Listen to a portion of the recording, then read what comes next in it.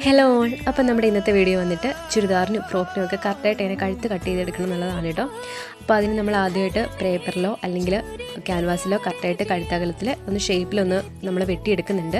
വെട്ടിയെടുത്തതിന് ശേഷം നമ്മളത് തുണിയിലേക്കൊന്ന് അറ്റാച്ച് ചെയ്ത് കൊടുക്കുന്നുണ്ട്. അപ്പോൾ ബിഗിനേഴ്സ് ആയിട്ടുള്ള ആളുകൾക്കൊക്കെ മിക്കവാറും ക്യാൻവാസ് കയ്യിലുണ്ടാവാൻ സാധ്യതയില്ല. അപ്പോൾ അങ്ങനെയുള്ളവർക്ക് പേപ്പർ ആണെങ്കിലും യൂസ് ചെയ്താൽ മതി. അപ്പോൾ അത് നമ്മൾ തുണിയിലേക്കൊന്ന് അറ്റാച്ച് ചെയ്ത് കൊടുക്കുകയാണ് കേട്ടോ. അങ്ങനെ അറ്റാച്ച് ചെയ്ത് കൊടുക്കുമ്പോൾ ശ്രദ്ധിക്കേണ്ട ഒരു കാര്യം, നമ്മൾ ലൈനിങ്ങിലേക്ക് തുണിയുടെ നല്ല ഭാഗം അടിയിലും അല്ലാത്ത ഭാഗം മുകളിലുമായിട്ട് വേണം നമ്മൾ അറ്റാച്ച് ചെയ്ത് കൊടുത്ത് സ്റ്റിച്ച് ചെയ്യാൻ വേണ്ടിയിട്ട്.